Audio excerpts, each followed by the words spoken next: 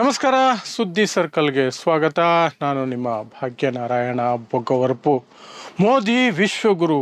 ಮೋದಿ ಆಡಳಿತಕ್ಕೆ ಬಂದ ನಂತರ ಪ್ರಪಂಚದ ಎಲ್ಲ ದೇಶಗಳು ಭಾರತವನ್ನು ಕೇಳಿನೇ ನಿರ್ಧಾರ ತಗೊಳ್ಳೋದು, ಇನ್ಕ್ಲೂಡಿಂಗ್ ಅಮೇರಿಕಾ ಅನ್ನುವಂತಹ ಸುಳ್ಳನ್ನು ದಿನ ಬೆಳಗಾದರೆ ವಾಟ್ಸಪ್ಪುಗಳಲ್ಲಿ ಈ ಗೋಧಿ ಮೀಡಿಯಾಗಳು, ಬಿ ಜೆ ಪಿಗೆ ಶರಣಾಗಿರುವ ಗೋಧಿ ಮೀಡಿಯಾಗಳಲ್ಲಿ ತುಂಬಿದ್ದು.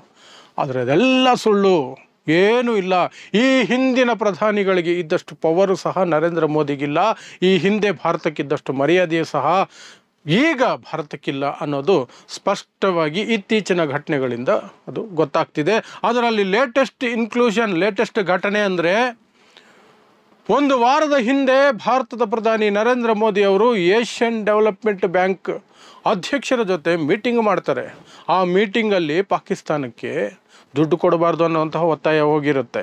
ಪ್ಲಸ್ ಆ ಬ್ಯಾಂಕಿನ ಮೀಟಿಂಗ್ನಲ್ಲಿಯೂ ಸಹ ಒತ್ತಾಯ ಹಾಕಿದ್ದಾರೆ ಅಧಿಕೃತವಾಗಿ ಭಾರತದವರು, ಪಾಕಿಸ್ತಾನಕ್ಕೆ ದುಡ್ಡು ಕೊಡಬೇಡಿ, ಸಾಲ ಕೊಡಬೇಡಿ, ಅವರು ಅದನ್ನು ಉಗ್ರವಾದಕ್ಕೆ ಬಳಸ್ಕೊಳ್ತಾರೆ, ಸೇನೆಗೆ ಬಳಸ್ಕೊಳ್ತಾರೆ, ಅಭಿವೃದ್ಧಿಗೆ ಬಳಸಲ್ಲ ಅಂತ.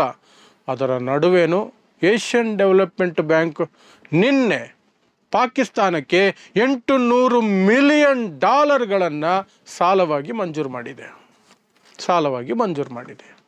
ಎಲ್ಲೋಯ್ತು ಭಾರತದ ವರ್ಚಸ್ಸು? ಮೋದಿನೇ ಭೇಟಿ ಮಾಡಿದ್ರಲ್ಲ. ಸೊ ಏನಿದು ಕಂಪ್ಲೀಟ್ ವಿವರಗಳು ಅಂತಂದರೆ, ಪಾಕಿಸ್ತಾನ ಎಲ್ಲ ಕಡೆ ಭಿಕ್ಷೆ ಬೇಡೋದು ನಿಮಗೆ ಗೊತ್ತೇ ಇದೆ. IMF ಇಂದಲೂ ಭಿಕ್ಷೆ ಬೇಡ್ಕೊಂಡಿದೆ. ಅದನ್ನು ಆಮೇಲೆ ಹೇಳ್ತೀನಿ ಏನಾಯಿತು ಈ ಘಟನೆಗೆ ಮೊದಲು ಅಂತ.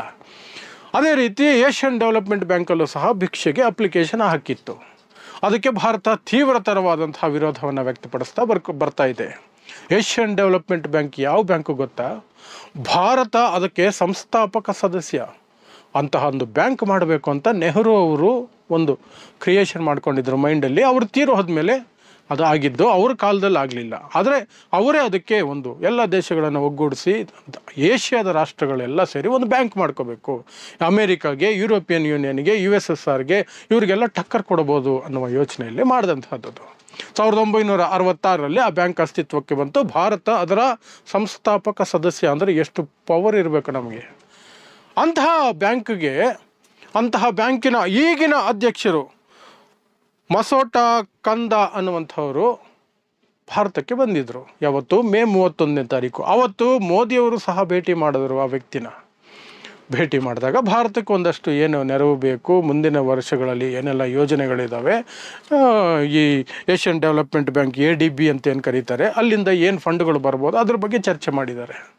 ADB ಬ್ಯಾಂಕಲ್ಲಿ ಪಾಕಿಸ್ತಾನದ ಅರ್ಜಿ ಇರೋದು ನರೇಂದ್ರ ಮೋದಿಯವ್ರಿಗೆ ಗೊತ್ತಿರುತ್ತೆ. ಆ ಸಂದರ್ಭದಲ್ಲಿ ಪ್ರಸ್ತಾಪ ಮಾಡಿರ್ತಾರೆ, ಅಧಿಕೃತವಾಗಿ ಬಂದಿಲ್ಲ, ಮಾಡಿರ್ತಾರೆ.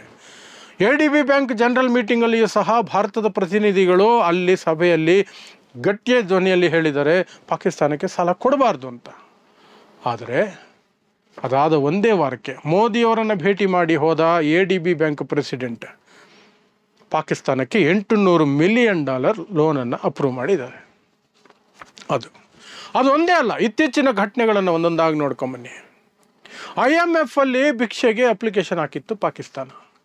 ಅದು ಯಾವಾಗ? ಆಪರೇಷನ್ ಸಿಂಧೂರದ ಸಂದರ್ಭದಲ್ಲಿ. ಭಾರತ ಆಪರೇಷನ್ ಸಿಂಧೂರ ನಡೆದ ಮಾರನೇ ದಿನವೂ ಸಹ, ಅದಕ್ಕಿಂತ ಹಿಂದಿನಿಂದಲೂ ಅಪ್ಲಿಕೇಶನ್ ಹಾಕಿದ ದಿನದಿಂದಲೂ ಸಹ ಭಾರತ ವಿರೋಧಿಸ್ಕೊಂಡು ಬರ್ತಾ ಇದೆ. ಉಗ್ರರ ರಾಷ್ಟ್ರ, ಅದು ಉಗ್ರವಾದಕ್ಕೆ ಹೋಗುತ್ತೆ, ನಿಮ್ಮ ಸಾಲದ ದುಡ್ಡು ಕೊಡಬೇಡಿ ಅಂತ. ಅದಾದ ಆಪರೇಷನ್ ಸಿಂಧೂರ ಆದಮೇಲೆ, ಪಹಲ್ಗಾಮ್ ಆದಮೇಲೆ ಇನ್ನೂ ಜೋರಾಗಿ ಭಾರತ ಹೇಳ್ತು ಕೊಡಲೇಬಾರ್ದು ನೀವು ಅಂತ. ಬಟ್ IMF ಕೊಡ್ತು. $1 ಬಿಲಿಯನ್ ಕೊಟ್ಟಿದೆ. 7 ಬಿಲಿಯನ್ವರೆಗೆ ಕೊಡ್ತೀನಿ ಅಂತ ಪ್ರಾಮಿಸ್ ಮಾಡಿದೆ. ಭಾರತ ಆ ಸಭೆಯಿಂದ ವಾಕೌಟ್ ಮಾಡ್ತು ಪಾಕಿಸ್ತಾನಕ್ಕೆ ಕೊಡಬಾರ್ದು ಅಂತ. ಆದರೆ ಒಂದು ಓಟು, ಮುಖ್ಯವಾದ ಓಟು ಪಾಕಿಸ್ತಾನಕ್ಕೆ ಬಿತ್ತು. ಆ ಸಾಲ ಸಿಕ್ತು. ಯಾವುದು ಗೊತ್ತಾ ಅದು ಓಟು? ಅಮೇರಿಕಾ, ಡೊನಾಲ್ಡ್ ಟ್ರಂಪ್ ಸರ್ಕಾರದ ಓಟು. ಡೊನಾಲ್ಡ್ ಟ್ರಂಪು ನಮ್ಮನ್ನು ಕೇಳಿನೇ ನಿರ್ಧಾರ ತಗೊಳ್ಳೋದು, ಮೋದಿ ಹೇಳಿದ್ದನ್ನೇ ಡೊನಾಲ್ಡ್ ಟ್ರಂಪ್ ಮಾಡೋದು, ಅಮೇರಿಕಾ ಮಾಡೋದು ಅಂತ ಸುಳ್ಳು ಹೇಳಿ ನಕಲಿ ವಿಶ್ವಗುರುನ ತಗೊಂಡು ಬಂದು ನಿಜವಾದ ವಿಶ್ವಗುರು ಅಂತ ಬಿಂಬಿಸುವಂತಹ ಈ ವಾಟ್ಸಪ್ ಯೂನಿವರ್ಸಿಟಿ ಸುದ್ದಿಗಳನ್ನು ಕೇಳ್ಕೊಂಡು ಬದುಕೋ ಜನಕ್ಕೆ ಇದು ಅರ್ಥ ಆದರೆ ಸರಿ. ಟ್ರಂಪ್ ಪ್ರಕಾರ ಭಾರತ ಮತ್ತು ಪಾಕಿಸ್ತಾನ ಎರಡೂ ಒಂದೇ. ಅವರೇ ಓಪನ್ ಆಗಿ ಹೇಳಿರೋದು, ನಾವು ಇಬ್ಬರನ್ನು ಸಮಾನವಾಗಿ ನೋಡ್ತೀವಿ, ಬೋತ್ ಆರ್ ಗ್ರೇಟ್ ನೇಷನ್ಸ್. ಇದು ಅವರ ಡೈಲಾಗು.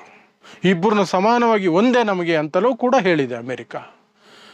ಪ್ಲಸ್ IMF ಅಲ್ಲಿ ಭಾರತ ಕೊಡಬಾರದು ಅಂತ ವಾಕೌಟ್ ಮಾಡಿದಂತಹ ಸಭೆಯಲ್ಲಿ ಅಮೇರಿಕ ಪಾಕಿಸ್ತಾನದ ಪರ ವೋಟ್ ಹಾಕಿ ಪಾಕಿಸ್ತಾನಕ್ಕೆ $1 ಬಿಲಿಯನ್ ಸಿಗುವಂಗೆ ಮಾಡಿದೆ. ಮುಂದಿನ ದಿನಗಳಲ್ಲಿ $7 ಬಿಲಿಯನ್ ವರೆಗೂ ದುಡ್ಡು ಹೋಗುತ್ತೆ ಅದಕ್ಕೆ ಸಾಲದ ರೂಪದಲ್ಲಿ. ಅದು ಒಂದಾಯ್ತಾ. ಭಾರತ ಏನು ವಿಶ್ವಗುರು ಹಂಗೆ ಹಿಂಗೆ ಏನು ಇಲ್ಲ ಅನ್ನೋದಕ್ಕೆ. IMF ಅಲ್ಲಿ ನಮ್ಮ ಮಾತು ಕೇಳಲಿಲ್ವಾ? ಅಮೇರಿಕ ಬಲವಂತಕ್ಕೆ ಸೀಸ್ ಫೈರ್ ಮಾಡಿಸ್ತಾ ಯುದ್ಧ ವಿರಾಮ ಎಲ್ಲಿದೆ? ಸುಮ್ಮನೆ ಇಷ್ಟಿರೋ ಮೋದಿ ಇಮೇಜನ್ನು ಇಷ್ಟು ದಪ್ಪ ಮಾಡಿಟ್ಟಿರೋದು ಮೋದಿ ಭಕ್ತರು ಮತ್ತು ಈ ಮಾರ್ಕೊಂಡಿರೋ ಮಾಧ್ಯಮಗಳು ಅಷ್ಟೇ. ಈಗ ಗೊತ್ತಾಗ್ತಿದೆಯಾ? ಲೇಟೆಸ್ಟಾಗಿ ಮೊನ್ನೆ G7 ಸಭೆಗೆ ಭಾರತದ ಪ್ರಧಾನಿಗೆ ಆಹ್ವಾನ ಇಲ್ಲ. ಕಳೆದ 6 ವರ್ಷಗಳಿಂದ ಪ್ರತಿ ವರ್ಷ ಆಹ್ವಾನ ಬರ್ತಾ ಇತ್ತು. ಮೊದಲನೇ ಬಾರಿಗೆ 6 ವರ್ಷದಲ್ಲಿ ಮೋದಿಗೆ ಆಹ್ವಾನ ಇಲ್ಲ. ಅದರ ಅರ್ಥ ಏನು? ಅವಶ್ಯಕತೆ ಇಲ್ಲ ಭಾರತದ್ದು ಅಂತ. G7 ಅಂದರೆ ಜಗತ್ತಿನ ಅತ್ಯಂತ ಶ್ರೀಮಂತ 7 ರಾಷ್ಟ್ರಗಳು, ಅವುಗಳು ನಡೆಸುವಂತಹ ಸಭೆ ಅದು. ಅಲ್ಲಿಗೆ ಅತಿಥಿಗಳಾಗಿ ಕೆಲವು ದೇಶಗಳನ್ನು ಕರೀತಾರೆ. ಭಾರತವನ್ನು 6 ವರ್ಷಗಳಿಂದ ಕರೀತಾ ಇದ್ರು, ಈ ವರ್ಷ ಕರೀತಾ ಇಲ್ಲ, ಆಹ್ವಾನನೇ ಇಲ್ಲ. ಹೀಗೆ ಒಂದಲ್ಲ ಎರಡಲ್ಲ ಘಟನೆಗಳು ನಡೀತಾನೆ ಇದೆ. ಬಟ್ ಇಲ್ಲಿ ಮಾತ್ರ ಇದೇ ಮಾಧ್ಯಮಗಳು, ಇದೇ ಭಕ್ತರು ಆ ಸುಳ್ಳನ್ನೇ ಮತ್ತೆ ಹೇಳೋ ಪ್ರಯತ್ನ. ಮೋದಿ ಹೇ ತೋ ಸಬ್ ಕುಚ್ ಹೇ, ಮೋದಿ ಹೇ ತೋ ಮುನ್ಕಿನ್ ಹೇ ಅನ್ನುವಂತಹ ಸುಳ್ಳನ್ನು ಮತ್ತೆ ಮತ್ತೆ ಹೇಳ್ತಿರ್ತಾರೆ. ಈಗ ಏಷ್ಯನ್ ಡೆವಲಪ್ಮೆಂಟ್ ಬ್ಯಾಂಕು ಕೂಡ ನಮ್ಮ ಮಾತು ಕೇಳೋದಕ್ಕೆ ಸಿದ್ಧ ಇಲ್ಲ. ಭಾರತ ಪಾಕಿಸ್ತಾನ ಸಂಘರ್ಷದ ಸಂದರ್ಭದಲ್ಲಿ ಒಂದು ದೇಶವೂ ಸಹ ನಮ್ಮ ಪರವಾಗಿ ನೇರವಾಗಿ ನಿಂತ್ಕೊಂಡು ಹೇಳಲಿಲ್ಲ ವಿ ಸ್ಟ್ಯಾಂಡ್ ವಿತ್ ಇಂಡಿಯಾ ಅಂತ. ಅಮೇರಿಕಾನೂ ಹೇಳಲಿಲ್ಲ. ಟ್ರಂಪ್ನ ತಪ್ಕೊಂಡಿದ್ದು. ಮೋದಿ ಎಷ್ಟು ದೇಶಗಳಿಗೆ ಹಾರಿದ್ರು, ಎಷ್ಟು ದೇಶ ಪ್ರವಾಸ ಮಾಡಿದ್ರು, ಎಷ್ಟು ಪ್ರಧಾನಿಗಳು ರಾಷ್ಟ್ರಪತಿಗಳನ್ನು ತಪ್ಪಿಕೊಂಡ್ರು, ಕೈ ಕುಲ್ಕಿದ್ರು, ಡಿನ್ನರ್ಗಳು ಮಾಡಿದ್ರು. ಆದರೆ ಅವೆಲ್ಲ ಫೋಟೋ ಮಾತ್ರ. ಗಂಭೀರವಾದ ಚರ್ಚೆ ಮಾಡಿಲ್ಲ ಅಂತ ಆಯ್ತು. ಇವರು ಬರೀ ಬಿಲ್ಡಪ್ಗೆ ಮಾಡಿರೋದು.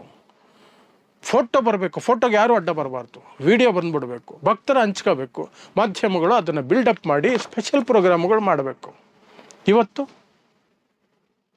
ಭಾರತ ಪಾಕಿಸ್ತಾನದ ನಡುವೆ ಏನೇ ವಿಚಾರ ಇದ್ದರೂ 3ನೇ ದೇಶಕ್ಕೆ ಅವಕಾಶನೇ ಇಲ್ಲ ಅಂತ ಶಿಮ್ಲಾ ಅಗ್ರಿಮೆಂಟ್ ಇದೆ ಭಾರತದ್ದು. ಅದನ್ನು ಮೀರಿ ಟ್ರಂಪು ಭಾರತ ಪಾಕಿಸ್ತಾನಕ್ಕಿಂತ ಮೊದಲೇ ಸೀಸ್ ಫೈರ್ ಅನೌನ್ಸ್ ಮಾಡ್ತಾರೆ. ಆ ನಂತರ ಭಾರತ ಪಾಕಿಸ್ತಾನ ಮಾಡುತ್ತೆ. ಸಂಬಂಧಪಟ್ಟ ದೇಶಗಳು ನಂತರ ಮಾಡ್ತವೆ. ಮೊದಲು ಟ್ರಂಪು ನಾನು ಮಾಡಿಸ್ಬಿಟ್ಟಿದ್ದೀನಿ ಅಂತ 12 ಬಾರಿ ಇಲ್ಲಿವರೆಗೆ ಟ್ರಂಪ್ ಹೇಳಿರೋದು ನಾನೇ ಮಾಡಿಸಿದ್ದು ಸೀಸ್ ಫೈರು. ಹೆದರ್ಸಿದ್ದೀನಿ ಇಂಡಿಯಾ ಪಾಕಿಸ್ತಾನನ್ನ, ಹೆದರ್ಸಿದ್ದೀನಿ, ವ್ಯಾಪಾರ ಮಾಡಲ್ಲ ನಿಮಗೆ ಅಂತ, ಟ್ರೇಡನ್ನು ಮುಂದಿಟ್ಕೊಂಡು ಹೆದರ್ಸಿದ್ದೀನಿ ಅಂತ. ಮೋದಿ ಅಮೇರಿಕಾಗೆ ಹೋಗಿದ್ದಾಗ ಅಲ್ಲೇ ಕೂರಿಸ್ಕೊಂಡು, ಪಕ್ಕದಲ್ಲೇ ಕೂರಿಸ್ಕೊಂಡು ಈ ಬ್ರಿಕ್ಸ್ ದೇಶಗಳನ್ನು ಬೈದಿದ್ದು. ಬ್ರಿಕ್ಸಲ್ಲಿ ಭಾರತನೂ ಇದೆ. ಮಂಡಿ ಉರ್ತಿದ್ದಾವೆ ಬ್ರಿಕ್ಸ್ ದೇಶಗಳು ಅಂತ ಹೇಳಿದ್ದು. ಮತ್ತು ಭಾರತವನ್ನು ಟ್ಯಾರಿಫ್ ಕಿಂಗ್ ಅಂತ ದೂಷಣೆ ಮಾಡಿದ್ದು. ಮೋದಿಯನ್ನು ಪಕ್ಕದಲ್ಲೇ ಕೂರಿಸ್ಕೊಂಡು. ಮೋದಿ ಕಡೆಯಿಂದ ಒಂದು ಪ್ರತಿಕ್ರಿಯೆ ಇಲ್ಲ. ನಾನೇ ಸೀಸ್ ಫೈರ್ ಮಾಡಿಸಿದ್ದು ಅಂತ 12 ಬಾರಿ ಹೇಳಿದ್ದಾಯಿತು ಟ್ರಂಪು, ಇನ್ಕ್ಲೂಡಿಂಗ್ ಅಮೇರಿಕಾದಲ್ಲೂ ಒಂದು ಕೋರ್ಟಲ್ಲೂ ಅಫಿಡವಿಟ್ ಹಾಕಿದ್ದಾರೆ. ಆದರೂ ಈ ಕಡೆಯಿಂದ ಟ್ರಂಪ್ ವಿರುದ್ಧ ಒಂದು ಹೇಳಿಕೆ ಇಲ್ಲ. ಯಾಕೆ? ವಿಶ್ವಗುರು ಅಲ್ವಾ? ಮೋದಿ ಹೇಳಿದ್ದನ್ನೇ ತಾನೇ ಟ್ರಂಪ್ ಮಾಡೋದು. ಎಲ್ಲ ಕಾಮಿಡಿ.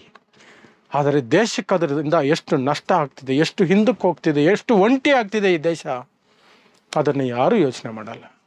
ಸೊ ಅದಕ್ಕೆ ತಾಜಾ ಉದಾಹರಣೆ ಈಗ ADB ಅನ್ನುವಂಥದ್ದು, ಆ ಏಷ್ಯನ್ ಡೆವಲಪ್ಮೆಂಟ್ ಬ್ಯಾಂಕ್, ಅದು ಪಾಕಿಸ್ತಾನಕ್ಕೆ ಕೈ ತುಂಬ ಸಾಲ ಕೊಟ್ಟಿದೆ, ಮುಂದಿನ ದಿನಗಳಲ್ಲೂ ಕೊಡುತ್ತೆ. ಭಾರತದ ಮಾತಿಗೆ ಬೆಲೆನೇ ಇಲ್ಲ.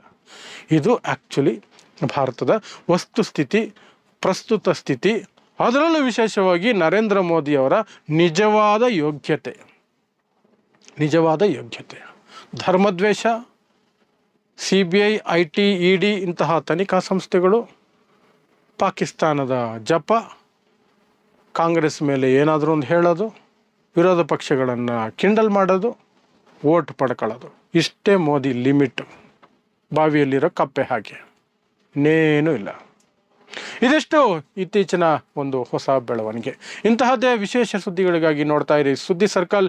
ನಾನು ನಿಮ್ಮ ಭಾಗ್ಯನಾರಾಯಣ ಬೊಗ್ಗವರಪು.